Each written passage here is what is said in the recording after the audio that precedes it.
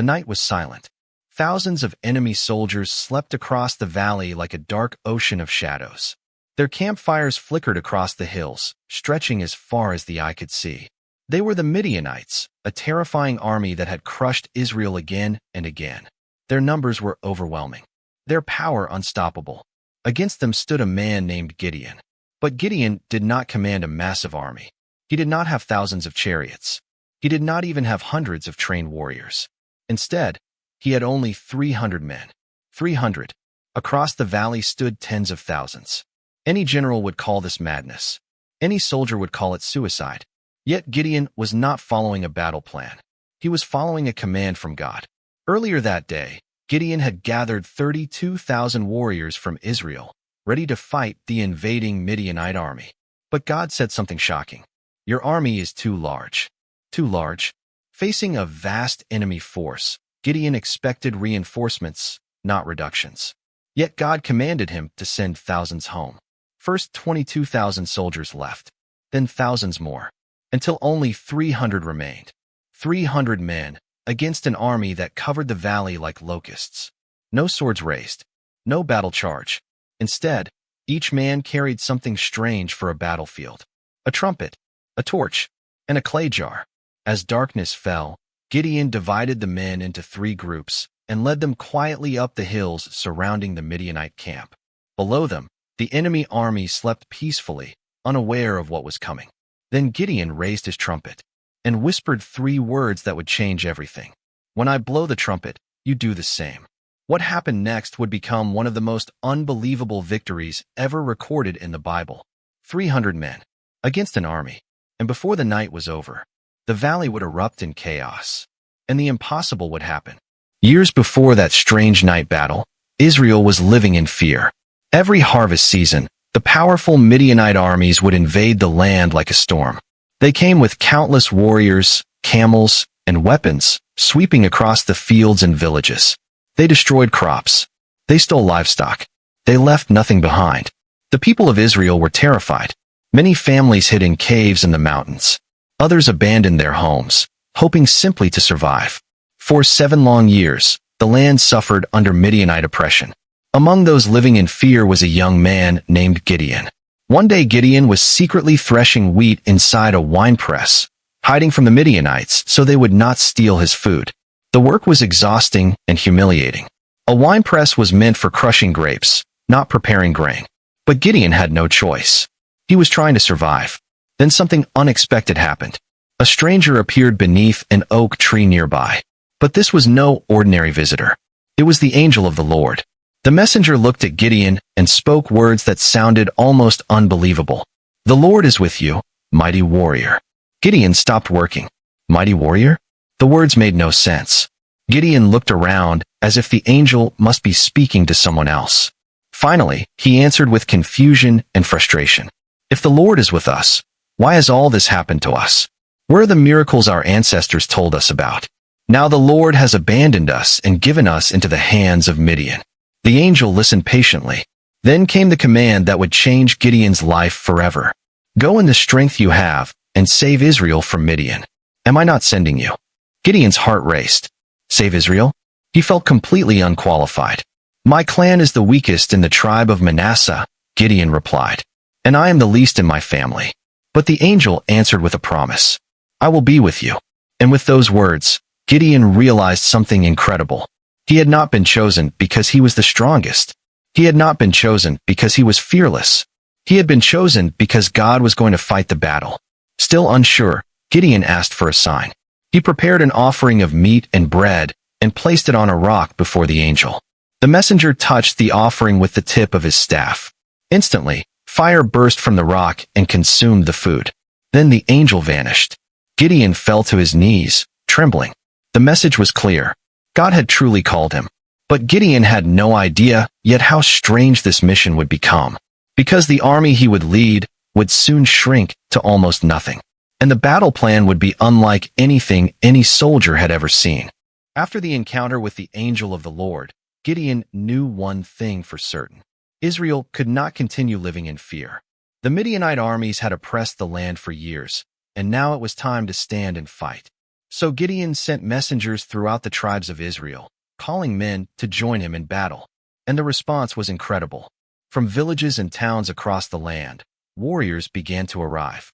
Men carrying spears, men carrying swords, men ready to defend their homes and families. Soon, Gideon was standing before an army of 32,000 soldiers. It was a powerful sight. For the first time in years, Israel had a force strong enough to challenge the Midianites. Across the valley, the enemy camp stretched endlessly across the plains. The Midianite army was massive, with thousands upon thousands of soldiers and camels covering the land like a swarm of locusts. Even with 32,000 men, the battle would not be easy. But then something unexpected happened. God spoke to Gideon again. "The people with you are too many for me to give Midian into their hands." Too many? Gideon could hardly believe it. They were already heavily outnumbered. Yet God continued, "If Israel wins with such a large army, they might boast and say, 'My own strength has saved me.' This battle would not be about human strength. It would be about faith. So God gave Gideon a strange instruction. "Tell the men, anyone who is afraid may return home." Gideon obeyed. Standing before the thousands of soldiers, he announced the message. "If any of you are afraid, you may leave now." For a moment, the camp was silent. Then something shocking happened. Thousands of men began turning around and walking away. One group after another left the battlefield. When the dust finally settled, 22,000 soldiers were gone. Only 10,000 remained. But the test was not over. God spoke again. "There are still too many men." Gideon must have felt his heart sink. 10,000 already seemed small compared to the enormous Midianite army. But God had another plan. He told Gideon to bring the men down to the water to drink. There, God would separate the army again. The soldiers knelt beside the river. Some bent down fully, placing their faces directly in the water to drink. Others scooped water into their hands, quickly lapping it while remaining alert. Then God spoke. "Separate those who drink by cupping water in their hands." When Gideon counted them, the number was almost unbelievable. Only 300 men had drunk that way. 300. God spoke once more. "With these 300 men, I will save Israel and give Midian into your hands."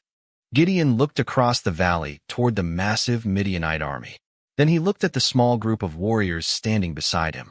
300 men, against an army that seemed impossible to defeat. But the battle had already begun, and the plan God was about to reveal would turn the entire valley into chaos. That night, Gideon stood on a hill overlooking the enormous Midianite camp. Below him, thousands of enemy soldiers filled the valley. Their tents stretched across the land like a sea of shadows. Camels were tied beside campfires, and the distant sounds of soldiers talking echoed through the night. The Midianite army was confident. They believed victory was already certain. How could the small nation of Israel possibly defeat such a powerful force? But Gideon was not relying on numbers. He was relying on God. Still, even Gideon felt the weight of what was about to happen. 300 men against a vast army was not a battle anyone would willingly choose. Then God spoke to Gideon again. "If you are afraid to attack, go down to the camp with your servant and listen to what they are saying. Afterward, you will be encouraged to attack." So Gideon quietly crept down the hillside with his servant. They moved carefully through the darkness until they were close enough to hear the enemy soldiers speaking. 2 Midianite soldiers were talking beside a tent. One of them described a strange dream he had just seen. "I had a dream," the soldier said. A loaf of barley bread came rolling into the Midianite camp. It struck a tent with such force that the tent overturned and collapsed. The other soldier immediately understood the meaning. "This can be nothing other than the sword of Gideon, son of Joash of Israel. God has given the Midianites and the whole camp into his hands." When Gideon heard this, he bowed down in worship. Even inside the enemy camp, God was already preparing the victory. Gideon returned to his 300 men with renewed courage. But the strategy he gave them sounded more like a riddle than a battle plan. Each man received 3 unusual items: a trumpet, a torch, and a clay jar. No swords were drawn. No shields were raised. Instead, Gideon divided the 300 men into 3 groups and positioned them around the massive Midianite camp. The valley was now surrounded. The enemy soldiers continued sleeping peacefully, unaware that hundreds of silent figures were standing in the darkness on the hills above them. Gideon gave one simple instruction. Watch me. When I blow the trumpet, you must do the same. The men nodded. Every warrior tightened his grip on the clay jar that covered the burning torch inside. The night grew darker. The campfires below began to fade as the enemy army settled deeper into sleep. Then Gideon raised his trumpet. The moment had come, and what would happen next would turn the entire battlefield into chaos. The valley was silent. It was the middle of the night, during the changing of the guards in the Midianite camp. Most of the soldiers were deep in sleep, completely unaware of the dangers surrounding them. On the hills above, Gideon and his 300 warriors waited in the darkness. Each man held a trumpet, a torch, and a clay jar covering the flame. Below them, the massive Midianite army stretched across the valley floor. Thousands of tents, thousands of soldiers, and countless camels filled the camp. Against such a force, 300 men should have stood no chance. But Gideon remembered the command he had received. This battle would not be won by swords. It would be won by faith. Gideon lifted his trumpet and looked toward the other groups of soldiers spread across the hills. Every man watched him closely. Then Gideon blew the trumpet. The sharp sound shattered the quiet night. Immediately, the other 300 warriors followed. 300 trumpets suddenly blasted through the darkness, echoing across the valley like thunder. At the same moment, Gideon shouted a powerful cry, "A sword for the Lord and for Gideon." Instantly, the warriors smashed the clay jars in their hands. The jars shattered, and bright torches burst into the night, flames blazing across the hills. Now the Midianite army looked up and saw something terrifying. Lights surrounded them on every side. Trumpets echoed from the mountains. Shouts rang through the darkness. To the terrified soldiers below, it sounded like a massive army had appeared in the night. Panic exploded across the camp. Men stumbled out of their tents in confusion. Some grabbed weapons. Others ran blindly through the darkness. In the chaos, soldiers began attacking anything that moved. But in the darkness, they could not tell friend from enemy. The Midianite army turned against itself. Swords flashed. Shouts filled the night. Thousands of soldiers fled in terror, believing they were surrounded by a much larger force. Meanwhile, Gideon's 300 men never charged the camp. They simply stood on the hills, holding their torches and blowing their trumpets. And below them, the once mighty Midianite army collapsed into complete chaos. The chaos in the valley only grew worse. All across the Midianite camp, soldiers ran in every direction. Confused shouts echoed through the darkness as warriors grabbed their weapons, trying desperately to understand what was happening. But the night worked against them. Torches burned on the hills above, surrounding the camp like a ring of fire. Trumpets continued to blast from every side, creating the terrifying illusion that a massive army had arrived. The Midianite soldiers believed they were completely surrounded. Fear spread faster than any weapon. Men stumbled through the camp, crashing into tents, knocking over supplies, and colliding with one another. In the confusion, many began swinging their swords wildly. And in the darkness, they struck their own allies. The powerful army that once dominated the region had become its own worst enemy. Meanwhile, on the hills above, Gideon and his 300 warriors remained exactly where they were. They did not charge. They did not rush into the valley. They simply held their positions, blowing their trumpets and letting the enemy's fear do the rest. Soon the Midianite army began to break apart. Thousands of soldiers abandoned the camp and ran for their lives, fleeing toward the Jordan River. Camels scattered across the valley, and weapons were left behind in the desperate escape. The once mighty invading force was now a terrified crowd running in panic. Seeing the enemy retreat, Gideon quickly sent messengers throughout the tribes of Israel. Warriors from the surrounding regions rushed to join the pursuit. Men from the tribes of Naphtali, Asher, and Manasseh chased the fleeing Midianites across the land. The battle that had begun with only 300 men was now turning into a complete victory. The Midianite leaders attempted to escape, hoping to regroup their forces. But the Israelites pursued them relentlessly. One by one, the powerful commanders of the Midianite army were captured. The enemy that had once terrorized Israel for years was now defeated. What began as an impossible mission had become one of the most shocking victories in biblical history. Not because Israel had the strongest army, not because they had the best weapons, but because God had turned fear into a weapon. And the battle was not over yet. because the final outcome would change the future of Israel for generations. By the time the sun began to rise over the hills, the battlefield looked completely different. Only hours earlier, the valley had been filled with one of the most powerful armies in the region. The Midianites had come with overwhelming numbers, confident that Israel would once again fall before them. But now their camp was empty. Broken tents lay scattered across the ground. Weapons and supplies had been abandoned in the desperate escape. The army that once looked unstoppable had completely collapsed, and all of it had begun with only 300 men. At the center of that impossible victory stood Gideon. What made the story even more remarkable was that Gideon had never truly seen himself as a warrior.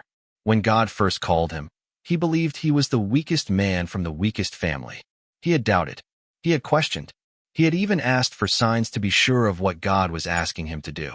Yet despite his fears, Gideon chose to obey. And through that obedience, something extraordinary happened. God proved that victory does not depend on numbers, strength, or human power. The Midianite army had thousands of soldiers. Gideon had only 300. The Midianites had weapons and camels. Gideon's men carried trumpets, torches, and clay jars. By every human standard, the battle should have been lost before it even began. But that night showed a powerful truth. Sometimes the greatest victories happen when the odds look impossible, because the battle was never truly Gideon's. It belonged to God. From that day forward, Israel experienced peace from the Midianites for many years. The people finally lived without fear of invasion. And the story of Gideon's 300 warriors became one of the most unforgettable moments in the Bible. A reminder that courage is not the absence of fear. It is the choice to trust even when the outcome seems impossible. 300 men, a valley full of enemies, and a victory that no one would ever forget.